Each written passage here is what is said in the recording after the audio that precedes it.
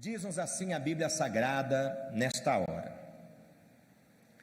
Então alguns fariseus e mestres da lei, vindos de Jerusalém, foram a Jesus e perguntaram: por que os seus discípulos transgridem a tradição dos líderes religiosos, pois não lavam as mãos antes de comer? Respondeu Jesus: e por que vocês transgridem o mandamento de Deus por causa da tradição de vocês? Pois Deus disse: honra teu pai e tua mãe, e quem amaldiçoar seu pai ou sua mãe terá que ser executado. Mas vocês afirmam que se alguém disser ao pai ou à mãe: qualquer ajuda que eu poderia dar já dediquei a Deus como oferta, não está mais obrigado a sustentar seu pai. Assim, por causa da sua tradição, vocês anulam a palavra de Deus. Hipócritas, bem profetizou Isaías acerca de vocês, dizendo: este povo me honra com os lábios, mas o seu coração está longe de mim, e em vão me adoram. Seus ensinamentos não passam de regras ensinadas por homens. Jesus chamou para junto de si a multidão e disse: ouçam e entendam.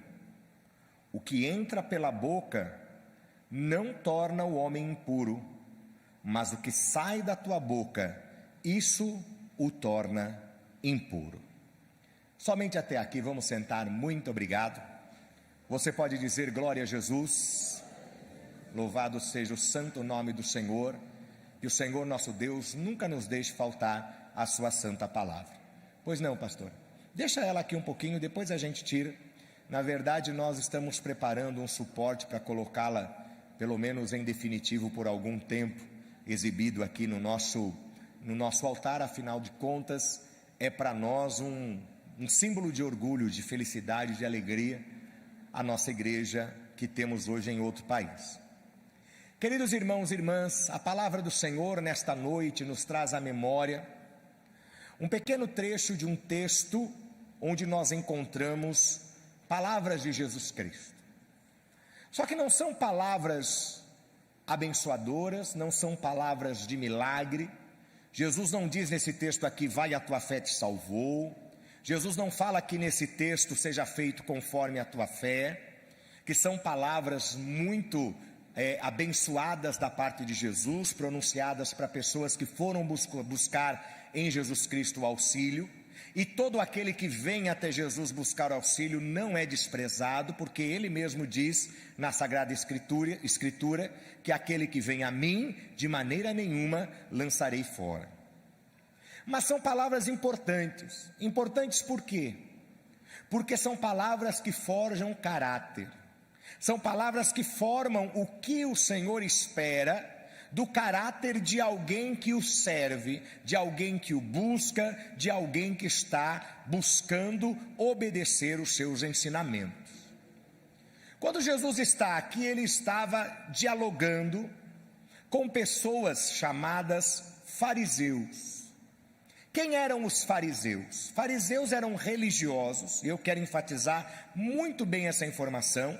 Eles eram religiosos judaicos, que formavam um grupo, uma espécie de partido religioso, e que tinham, dentre tantas atribuições da sua prática, guardar a lei, guardar os ensinamentos de Moisés, a lei mosaica. Não dá para falar que os fariseus guardavam a Bíblia, porque a Bíblia não existia naquela época. Mas existiam sim as orientações de fé, as orientações religiosas dadas por Moisés, relatadas nos livros do Êxodo, Levítico, Números, Deuteronômio, e que eram trazidas por este grupo de pessoas para que, em as obedecendo, se mostraria a fidelidade de um indivíduo. Ou seja, quem obedece à lei está agradando a Deus. Quem obedece às orientações está dentro da vontade de Deus. Como princípio, eu não vejo erro, porque estar dentro da lei divina é realmente fazer o que Deus se agrada, Estar dentro da lei divina é fazer o que realmente vai deixar Deus contente e feliz conosco. Mas quando o cumprimento da lei, quando a prática, ou melhor, mudando a palavra, quando o discurso se torna algo imperativo, algo vazio, algo fora do sentimento, desconectado da realidade, desconectado do amor, essa lei se torna uma lei não somente prejudicial, mas se torna uma lei sem efeito, uma prática vazia. E é o que os fariseus faziam. Infelizmente, usando como princípio, usando como referência as leis mosaicas, eles tinham uma prática que não tinha nada a ver mais com a presença de Deus. Uma prática que não era a prática do amor de Deus. E isso, amados, é tão relevante para a igreja de Cristo, e muitas vezes me deixa preocupado o fato de que não se ouve muito falar sobre isso, não se pregam nos púlpitos esse tipo de ensinamento, e não quero me colocar aqui como alguém melhor ou pior do que qualquer outro colega, ministro ou ministra do Evangelho, mas sim me colocar na posição de que há coisas que precisam ser ditas nos altares, há ensinamentos que precisam ser dados aos servos e servas de Deus, que não sejam apenas dizer, você vai ficar rico, vai dar tudo certo, todas as portas vão se abrir, você já está salvo e está tudo garantido. Não é isso apenas. Eu creio na salvação para aquele que é fiel, e vou pregar salvação todos os dias da minha vida. Eu creio na prosperidade, na providência e na resposta de Deus, e vou pregar estes elementos por toda a minha vida. Eu creio que Jesus Cristo cura, tanto é que nós temos semanalmente um culto dedicado à cura divina, onde ungimos as pessoas com óleo, fundamentando-nos na Bíblia Sagrada e acreditando que Jesus opera. E eu tenho uma boa notícia para você: Jesus está operando no meio dessa igreja. Nós vamos ouvir em breve aí novos testemunhos de coisas belas que Jesus está fazendo.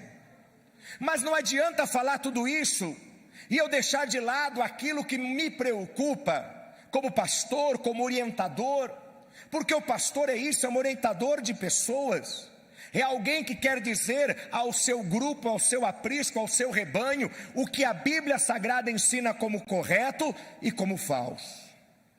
E hoje eu quero falar sobre isso. Hoje eu quero falar sobre esta palavra, essa expressão, esse nome pelo qual Jesus Cristo chamou aquelas pessoas. Jesus disse a eles o seguinte, ele não disse assim: ei vocês religiosos, ó senhores fariseus, ó senhores judeus, ó senhores conhecedores da palavra, ó senhores que estão na sinagoga todo sábado. Não. Como é que Jesus se dirige a eles? E eu fiz questão de enfatizar no momento da leitura. Não foi falha no microfone, fui eu mesmo propositadamente que mudei o tom. No versículo 7, como é que Jesus chama essas pessoas? Leia o que está escrito na sua Bíblia, versículo 7, a primeira palavra. O que está escrito aí? 1, 2, 3? Está fraco. 1, 2, 3? Hipócritas. Jesus chamou aqueles homens de hipócritas. O que é hipócrita? Pastor, eu não sei. Então, eu vou te ensinar. Hipócrita é uma palavra, em primeiro lugar, que não é de elogio, é uma palavra dura, cujo significado é você que fala e não faz. Você que dissimula, que disfarça. Você que está pronto para julgar o outro, só que você mesmo não se ocupa do seu conserto. Você que muitas vezes faz um tipo, tem uma fachada, age de uma forma mentirosa, que aos olhos dos outros parece perfeita, mas você mesmo está por dentro totalmente sujo, imundo. Em um texto que Jesus Cristo também usa, uma expressão que eu quero reproduzi-la, pessoas que são como sepulcros caiados. O que é um sepulcro caiado? Sepulcro é um túmulo, desculpa, um túmulo, e um túmulo que era caiado, ele era coberto de cal, ele tinha todos os adereços. E se você for a um cemitério, é fácil perceber isso, aqueles cemitérios mais antigos, que tem construções, tem imagens, tem casinha, tem coisas lindas que o pessoal faz, só que dentro do túmulo o que tem? Restos mortais de uma pessoa. Desculpe a expressão forte e grosseira, você tem coisas, elementos que fedem. Você tem ali fedor, você tem podridão, você tem morte. Na frente é bela fachada, por dentro está tudo podre. Dito popular, por fora, bela viola, por dentro, todo mundo conhece, pão bolorento. Então, quando Jesus chama esses homens religiosos de hipócritas, Jesus está fazendo isso não porque ele, Jesus, quer julgar as pessoas, porque eu olho na Bíblia que Jesus não veio para julgar. Me mostre nos evangelhos um texto onde Jesus pronuncia um julgamento: este vai para o inferno, este está errado, que não haja oportunidade de conserto. Não existe. Porque mesmo quando Jesus apontava o erro, Jesus dava a oportunidade do conserto. Quer ver um exemplo bíblico? A Bíblia não diz o nome desse rapaz, mas o chama de mancebo, de jovem rico. Quando chega Jesus e diz: Senhor, o que eu faço para alcançar a salvação? Obedeça a palavra, obedeça as leis. Ah, tudo isso eu já faço. Então, venda tudo e me siga. E por que Jesus faz isso? Porque Jesus quer deixar o rico pobre? Não, é porque Jesus sabia que aquele jovem era um sepulcro caiado, que aquele jovem era por fora bela viola, por dentro pão bolorento, que aquele jovem era um hipócrita. Fala e não faz, aponta o dedo e esquece que existem espelhos. O que eu quero dizer com isso? Aponta o dedo, mas esquece de olhar para si mesmo no seu reflexo. Se coloca dentro de uma santidade extrema, e eu quero dizer claramente aqui, uma santidade aparente, que no fundo, está cobrindo uma série de sentimentos ruins que estão dentro deste coração.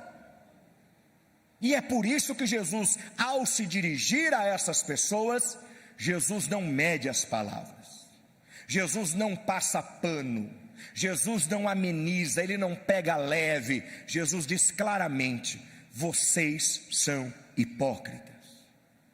Vocês estão cobrando, e o texto fala sobre isso, uma reclamação que esses religiosos faziam sobre os discípulos de Jesus, porque eles não cumpriam um detalhe lá da lei mosaica. Só que Jesus deixou claramente: vocês estão cobrando, mas vocês também têm erros. Vocês estão cobrando, mas vocês também não se consertam. Vocês estão cobrando, mas vocês não percebem que quando a lei, ela está acima, ela supera a graça, é uma inversão de valores da parte de Deus. Por quê? Deus deixou a lei para o direcionamento, mas Deus deixou a graça para mostrar a sua misericórdia sobre a vida de todos nós. E quando esta lei supera a graça, inverteu-se os valores. Inverteu-se os valores. É lua de dia, é sol de noite. É cachorro sendo devorado pela linguiça. Inverteu-se as coisas. A lei é mais importante que a graça. Olha o que eles fizeram com Jesus. Reclamaram com Jesus porque Jesus curou uma pessoa no sábado. O homem tinha a mão mirrada, e Jesus vai lá na sinagoga e fala: você quer ser curado? Ah, eu quero. Então vai lá no meio, estende a tua mão. E a Bíblia Sagrada fala que aquele homem começou a estender a mão. Sabe lá o que é isso? Eu queria estar lá nesse dia. Uma mão deformada, uma mão mirrada, uma mão com músculos e nervos atrofiados, e instantaneamente, segundo a palavra de Jesus, o homem começou a estender as mãos, e o milagre de Jesus começou a acontecer na mesma hora, e ele ficou com a sua mão perfeita, para a glória do Senhor Jesus. Se você estivesse lá, o que você ia dizer? Oh, misericórdia! Se você estivesse lá, o que você ia dizer? É isso. Mas foi isso que os fariseus disseram? Não. Disseram o seguinte: ah, Jesus, você não pode curar nesse dia, porque hoje é sábado, hoje é dia sagrado, hoje não pode fazer nada, hoje tem que se resguardar, porque existe uma lei, porque existe a lei de Moisés. E está escrito lá na Torá, está escrito nos pergaminhos que vieram lá do período do Pentateuco, e você não pode quebrar a tradição. Meu irmão, eu quero te dizer uma coisa: a lei precisa ser cumprida sim, e não podemos viver sem lei, quer seja na vida social, quer seja na vida comum, secular, quer seja na vida religiosa, mas em nenhum momento aquilo que a lei declara pode ser maior do que a misericórdia do Senhor, porque a misericórdia do Senhor não vai olhar para mim e para você perguntando quantos artigos nós infringimos, ou quantos artigos nós estamos acertando, quantas coisas nós fizemos de boa, ou quantas coisas fizemos de ruim. Não, Jesus olha para nós e vê sobre nós derramado o seu sangue remidor, dizendo: outrora você era condenado, hoje você é justificado pela graça de Deus. Quem está entendendo, diga amém. Mas Jesus não pegou leve, ele disse: hipócritas, vocês se baseiam em coisas tão superficiais, vocês julgam as outras pessoas, vocês se acham mais santos, vocês se acham perfeitos, vocês acham que vocês não cometem erros, vocês colocam sobre as outras pessoas um jugo que nem vocês conseguem carregar. Tudo isso é palavra de Jesus. E você vai dizer: pastor, mas isso nos dias de hoje acontece? E eu vou dizer para você: muito. Porque servir a Jesus, em primeiro lugar, é aprender a amar, que é o princípio maior. O princípio maior é o amor. Me diga, diaconisa Renata, um princípio maior do ensinamento de Jesus Cristo do que o amor. Não existe princípio maior. Só que nós nos vestimos de uma capa de justiça. É impressionante como tem crente super-herói por aí, crente super-heroína por aí, que começa a se colocar como baluarte da verdade, como baluarte da justiça. Só que em vez de ser defensor dos fracos e oprimidos, é o primeiro que vai julgar aquelas pessoas que na verdade estão sim em situação de deslize, em situação de desagrado ao Senhor. Não justifica o que essas pessoas fazem, mas o Senhor, Ele quer dar oportunidade de restauração, oportunidade de reconstrução, oportunidade de ter uma nova vida. Mas nós enchemos as nossas mãos de pedras e a primeira coisa que queremos fazer é lançá-las. Eu quero dar 2 exemplos bíblicos, além desse que nós estamos lendo, para que você entenda que maior do que a lei está a graça misericordiosa de Jesus Cristo. Maior do que estar preocupado em fazer medidas, em controlar situações, em controlar comportamentos, ou em controlar até mesmo vestimentas. Eu venho na igreja com esse traje porque é a tradição que temos no Brasil, é a tradição que temos nesta igreja, e eu vou continuar a mantê-la, não tenho nada contra. Mas eu não posso julgar o meu irmão que não está assim, dizendo: como você não se veste como eu, você não está debaixo da graça do Senhor. Eu quero te dizer uma coisa, que quem prega aqui neste altar não é gravata, quem prega não é terno, quem prega não é camisa social, quem prega não é sapato, quem prega é a boca que se abre sendo usada pelo Espírito Santo de Deus. Porque se não for assim, não adianta nada disso. Vamos olhar para a Bíblia? Não vai dar tempo de você procurar, apenas anote se você quiser. 2 Samuel 12. O que acontece em 2 Samuel 12? Um profeta chamado Natã, ele vai procurar o rei. Quem era rei naquele período? Davi, o grande rei Davi. Quem admira o rei Davi, diga amém. Eu também admiro. uma pessoa que tem um adjetivo, que tem uma qualificação bíblica invejável, mas uma inveja boa, se é que existe. Já ouviu essa expressão de inveja boa? Eu não sei se existe, Júnior. Existe, Júnior, inveja boa? Não sei. Mas eu sei de uma coisa, eu gostaria de ter também essa qualificação. A Bíblia fala que ele era um homem segundo o coração de Deus. Eu também queria um dia chegar a esse ponto, né? Mas esse Davi é procurado por um profeta chamado Natã, e o profeta chega a ele e conta uma história. Ó rei, preciso te contar uma história. Tem um homem que ele é muito rico e que ele recebeu convidados na sua casa. Só que ao invés de ele matar um animal que ele tinha lá no aprisco dele, no rebanho dele, para fazer um churrasco, porque quando a gente recebe visita faz churrasco, faz ou não faz? Tem que fazer, né, gente? Pede uma pizza, né? Faz um bolinho de chuva. Quando eu for na sua casa, misericórdia, né? Pelo menos uma groselha com bolinho de chuva vai bem. Quando ele foi receber o convidado, ele que era rico, ao invés de matar a ovelha, matar o cordeiro lá, o carneiro que estava lá no rebanho dele, porque ele tinha muitos, sabe o que ele fez? Ele foi lá no vizinho. E o vizinho dele era pobre. Ele era rico, o vizinho era pobre. Ele era rico, o vizinho era pobre. Ele era, e o vizinho era? Ele tinha muitos animais, o vizinho tinha um só. E esse homem vai lá, pega o animal do vizinho pobre, que era o único que ele tinha, mata, assa e dá para os seus convidados. O que o senhor acha disso? Davi, gente, rodou a baiana. Davi ficou indignado. Davi ficou cheio de si, cheio de razão. Esse homem não é homem de verdade. Esse homem tem que morrer. Por que eu estou fazendo sotaque nordestino para Davi? Essa eu não entendi. Esse homem é a influência do Saulo. Esse homem tem que morrer. Esse homem, ele é um homem muito mau, ele tinha tanto, foi lá e pegou do vizinho, onde já se viu, morte, vamos cortar a cabeça, vamos matar na forca, vamos esquartejar, cadeira elétrica, câmera de gás, acaba com a vida dele. E o profeta fala na cara do Davi, mas sabe quem é esse homem? Você.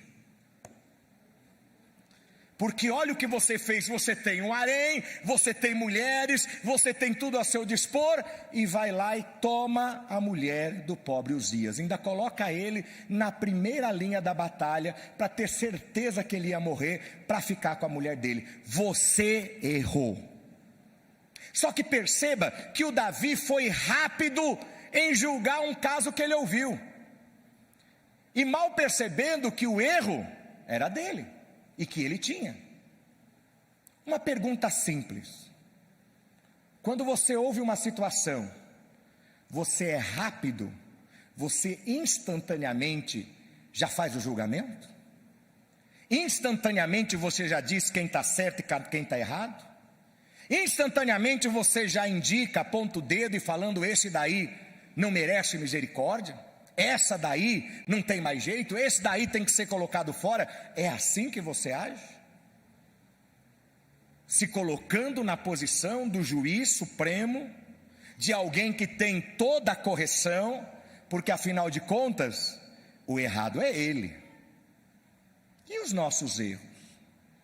Ele que fez, e o que a gente faz? Ele que disse, e o que a gente diz? Ela que tem, e o que a gente tem? Mas onde já se viu, olha lá o que aconteceu naquele casamento. Ora, e os problemas do seu? Olha, você viu o filho da dona fulana? A filha do seu fulano? Nossa, nunca imaginava, se fosse uma família estruturada, isso não aconteceria. E os problemas na sua família? E os erros dos seus netos? E as complicações dos seus filhos, do seu marido, dos seus pais? Ou vai dizer para mim que a tua família é perfeita? Não existe família perfeita. Toda família tem alguém que dá dor de cabeça. Tem ou não tem? Tem. Toda família tem um irmão com o qual você não se dá tão bem como deveria. Toda família tem filhos que deixaram de falar com os pais. Toda família tem pessoas que se envolveram com coisas erradas. Toda família, mesmo que educada no Evangelho, quando crescem os filhos, muitos deles não permanecem na fé cristã. E aí você vai ser a primeira pessoa a indicar o dedo para uma outra família, esquecendo dos problemas da sua. Apontar o dedo para a casa do seu vizinho, esquecendo de como está a sua casa. Fala, Deus. Aí sabe o que Jesus, como que Jesus chama a gente quando a gente age assim? Hipócrita. Uma bela imagem que você mostra: o santo, a santa, o perfeito, o justo, o correto, porque na minha casa não, porque na minha família não, porque eu nunca fiz. Olha, gente, eu digo para você uma coisa: todos nós corremos o risco de cair num buraco na rua. Todos nós. Ou todos nós, pastora Fátima, corremos o risco de sermos carimbados por um pombinho que esteja voando no céu. Quem já foi carimbado por pombo aqui, diga aleluia. Você queria ser carimbado pelo pombo? Você pediu para ele me carimbe? Você esperava que ia acontecer?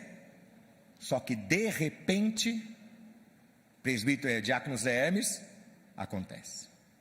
Davi, imediatamente, esse homem tem que morrer. E aí o profeta fala: esse homem é você. Ah, então, peraí. Diferente, né? É diferente. João 8, anote aí. Uma mulher foi encontrada em situação de adultério.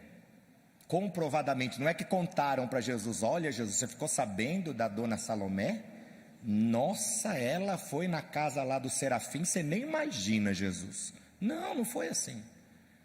Pegaram a mulher em flagrante, levaram diante de Jesus e falaram o que para Jesus? Senhor, tem uma lei, e a lei deixa claro que toda pessoa pega em adultério, essa pessoa tem que ser apedrejada. E o que eu acho impressionante desse texto é que ninguém chegou para Jesus assim de mão vazia. Chegaram para Jesus já com a mão cheia de pedra.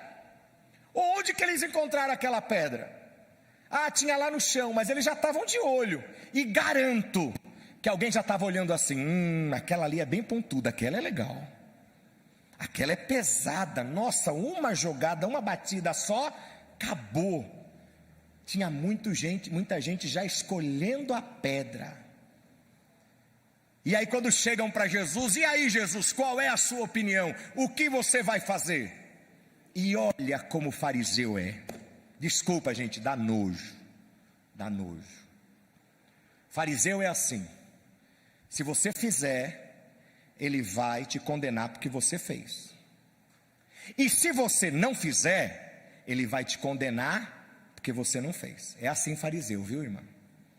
Fariseu é aquele que fala assim: ah, você perdoou? Ah, então é porque você é conivente. Aí ele fala: ah, você condenou? Ué, cadê a misericórdia? Você não é crente? Você percebe? Se você faz, você está errado porque você fez. Se você não faz, você está errado porque você não fez. E o fariseu sempre vai encontrar isso. Quando trouxeram aquela mulher para Jesus, a ideia foi essa: se Jesus condená-la, toda a pregação de amor e perdão de Jesus vai por água abaixo, porque olha, ele é tão cruel que ele mandou matar a mulher. Se Jesus perdoa e libera a mulher, eles vão falar: tá vendo, olha, veio para mudar a lei, ele aceita o pecado, ele aceita o erro e não faz nada. Ah, irmãos, se tem uma figura na igreja que vive esse papel, é pastor, viu? Vou falar para você, porque pastor é assim. Tem uma situação na igreja, se o pastor age, e o pastor não tem amor, o pastor não tem misericórdia, o pastor devia tolerar, por que o pastor foi tão duro? Se o pastor não age, o que as pessoas falam? Tá vendo? Pastor é conivente. É porque é da família que é amiga dele. É porque ele, também deve ter alguma coisa errada na vida dele. A mesma coisa aconteceu com Jesus. E Jesus, irmã Nelma, claramente falou assim: olha pessoal, quem não tiver pecado, faça o que? Me ajuda com o sermão.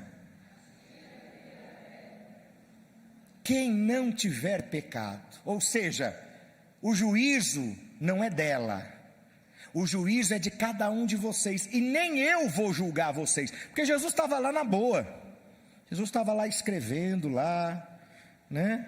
escrevendo, o Senhor é o meu pastor, escrevendo alguma coisa lá, e simplesmente falou: quem tiver, não tem pecado, joga pedra, apedreja. O que foi acontecendo, gente? Um a um, as pessoas foram soltando. Por quê? Tem alguém que não tem pecado? Tem alguém em nosso meio aqui hoje que não tem pecado nenhum? Tem alguém que está nos assistindo que não tenha pecado nenhum? Que não tenha erro? Que não tenha vergonha? Que não tenha situações que te deixam constrangidos? Porque às vezes a gente passa uma imagem de tanta perfeição, mas tudo isso que a gente faz é para não sermos constrangidos com situações que até nos envergonham na nossa vida, na nossa família, no nosso passado, no nosso trabalho. E Jesus foi claro: não tem pecado? Atira a pedra. Atira, pode atirar. E cada um julgou a si mesmo, antes de julgar a mulher. Como todo mundo percebeu que não tinha condição para julgá-la, todos foram embora. Quando Jesus olha, não tem mais ninguém, só está a mulher lá. Aí Jesus fala o quê? Beleza, todo mundo te livrou, vai embora, vive a vida. É isso? Não. Ninguém te condenou hoje, eu também não vou te condenar. Só que, vai agora e não peques mais. Eu quero te falar uma coisa muito importante, presta atenção. Jesus está sempre disposto a te dar uma nova chance, sempre. Ele está sempre disposto a estender a mão para você.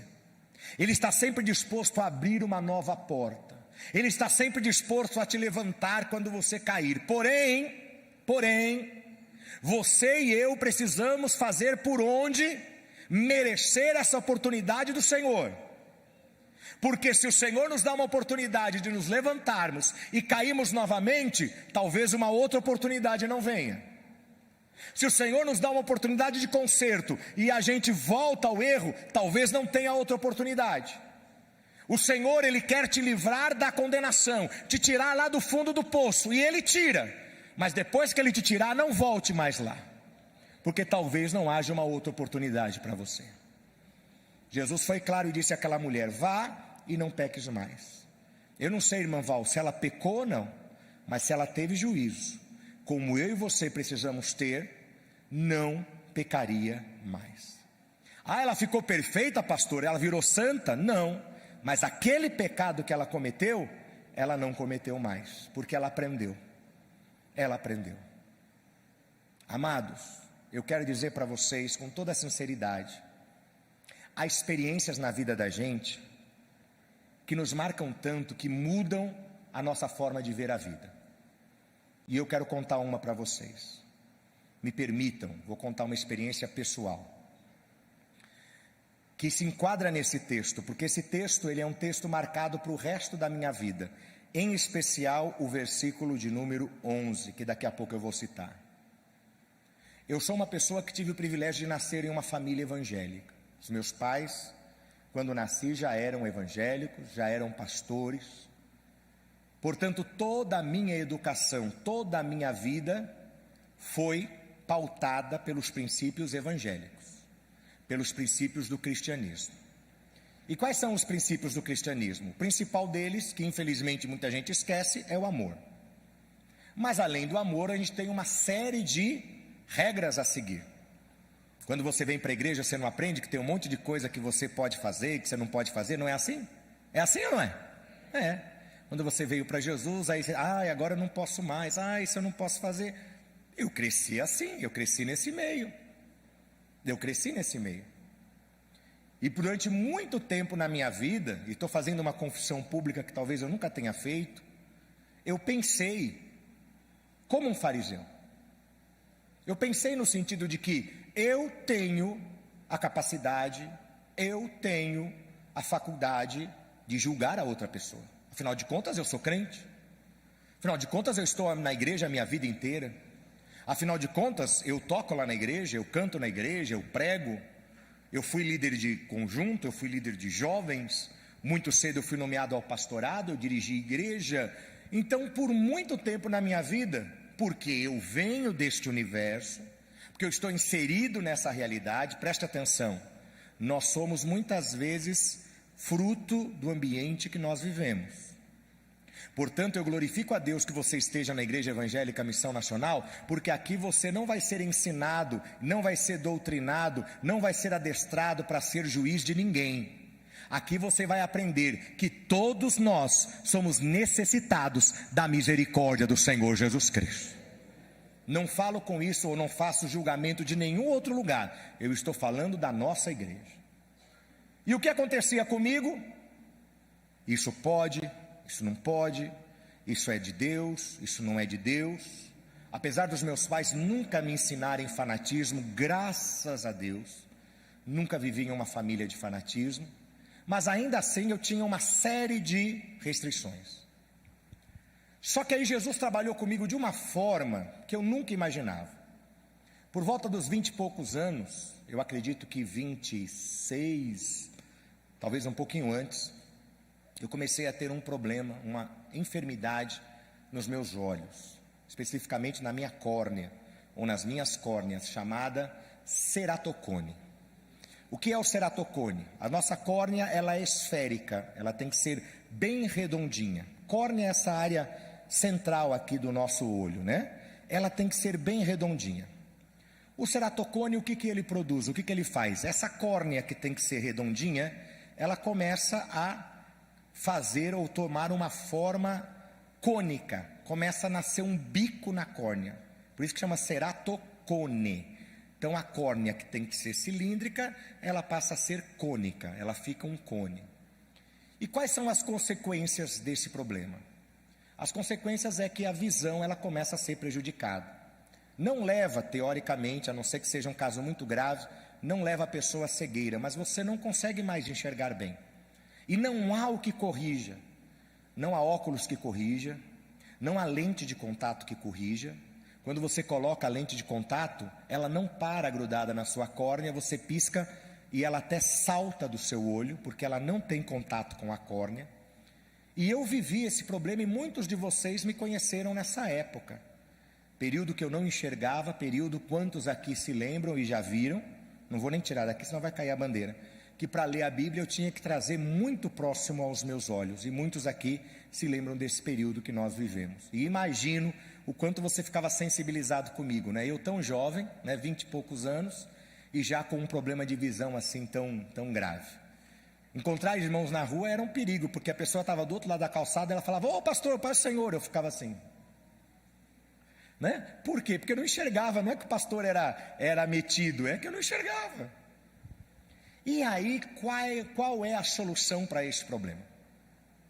Duas opções: ou Jesus faz o milagre, e eu creio que Jesus Cristo faz esse milagre, ou transplante.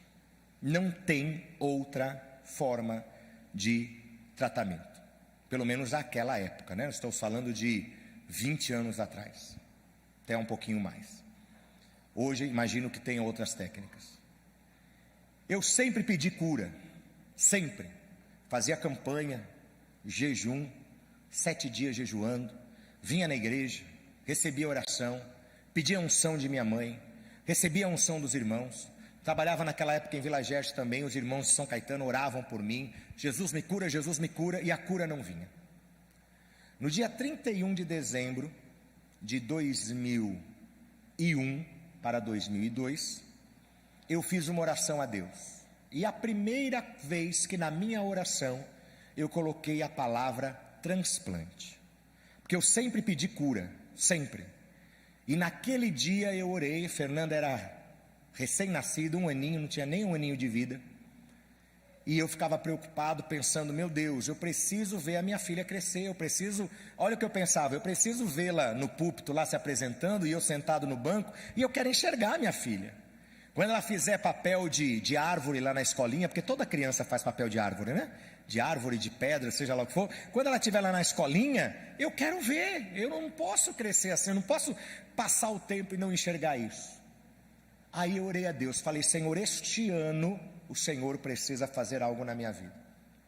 Ou o Senhor me cura, ou o Senhor permite o transplante, mas esse ano tem que acontecer alguma coisa. Eu fiz essa oração dia 31 de dezembro de 2001. Quando foi por meados de março, abril, nós estávamos aqui nesta igreja, não estava pintada, não estava com acabamento, ainda era concreto apenas. Nós já congregávamos aqui em cima, e uma tarde, estávamos aqui eu, pastor Anani, me lembro do pastor Sérgio Alves, e mais algum irmão que não me vem à memória quem é, mas havia mais uma pessoa. E o meu nome já estava na fila do transplante.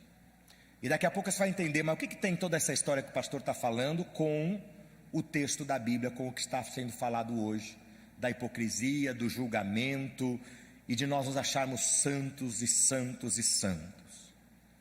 Eu estava aqui e o celular tocou. Senhor Milton, sim, sou eu. Eu quero avisar o senhor que a sua córnea está disponível para o transplante. O senhor precisa me dar uma resposta em no máximo 1 hora. Por quê? Como é que funciona o transplante? O órgão fica à sua disposição. Se você não for utilizá-lo, rapidamente eles têm que destinar para outra pessoa, senão o órgão se deteriora. Então eu tinha que falar sim ou não, porque da minha resposta eles tomariam as decisões, se eu usaria a córnea ou se outra pessoa usaria.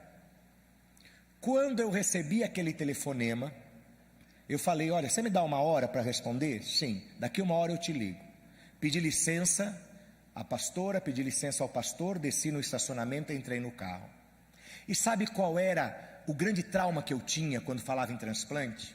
Eu pensava assim, ora, vão tirar minha córnea e vão colocar a córnea de alguém. De quem virá essa córnea? Quem será? Aí eu pensava, já pensou se eu começar a carregar a córnea de uma mulher no meu olho? Eu sou homem e vou estar com uma córnea de mulher, será que isso vai dar certo? Se eu colocar uma córnea de alguém que é muito idoso ou é mais jovem, será que eu vou me sentir mais jovem? Se for de alguém de 60 anos, eu vou me sentir velhinho? Agora, o que pegava? Senhor, e se a córnea for de alguém que não é crente? Se for uma córnea de um católico, que rezou a vida inteira para a Ave Maria, para a Nossa Senhora, e agora vai estar no meu olho? E se a córnea for de um budista que acendia a vela lá para Buda, agora vai estar no meu olho? Agora eu vou pegar pesado, hein?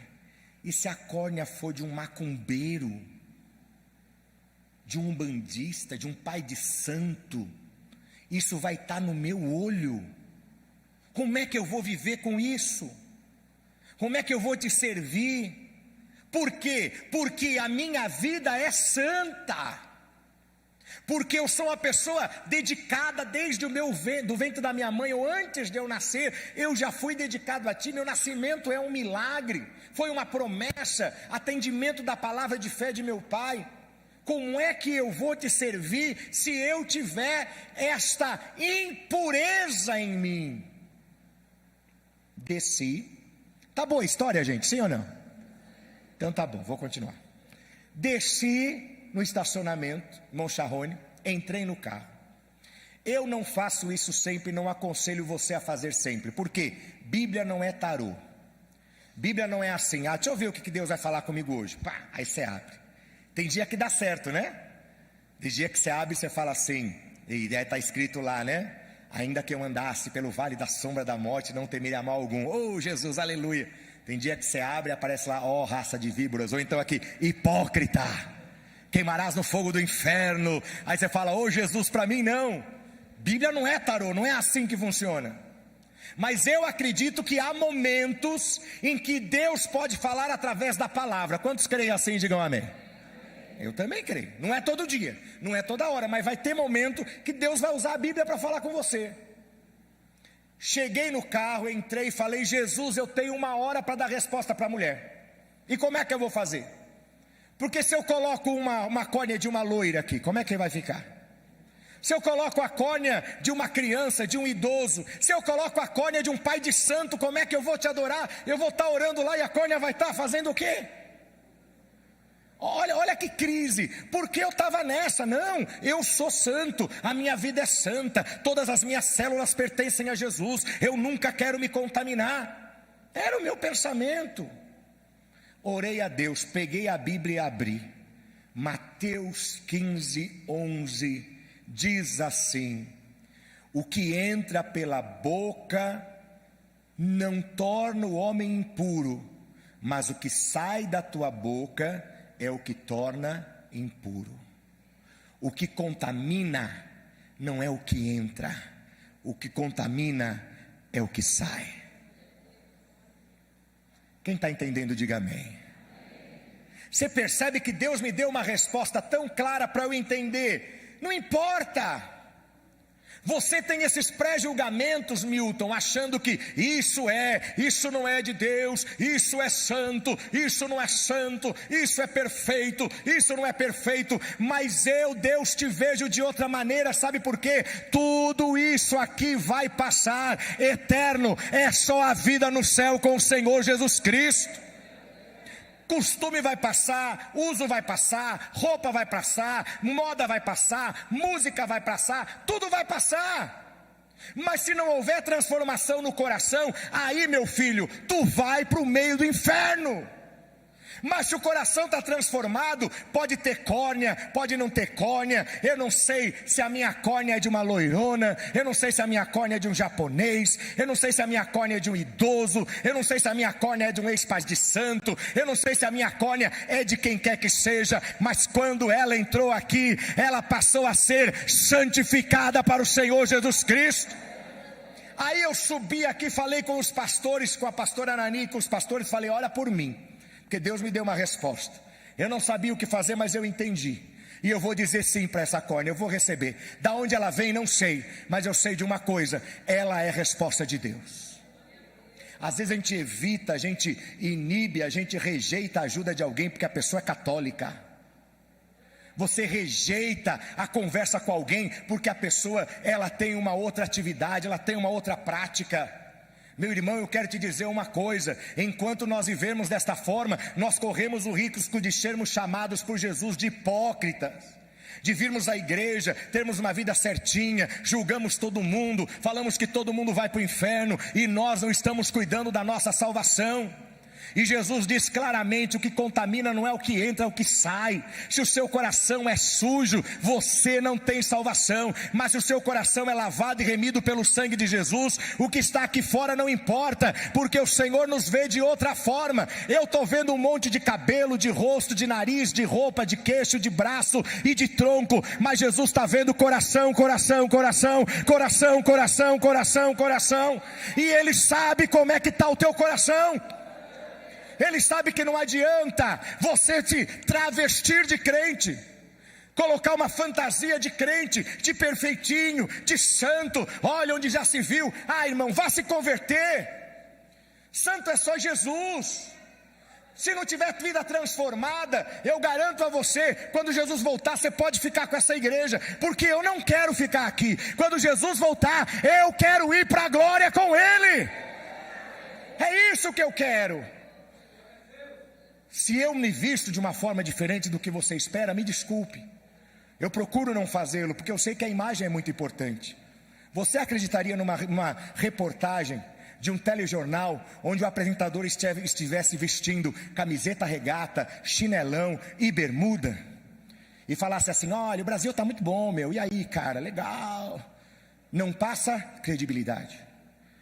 Se você vai a um médico, você acreditaria no diagnóstico de um médico que está vestido está maltrapilho, está mal vestido, está sujo, está cheirando mal, despenteado? Você vai acreditar no que ele fala? Não.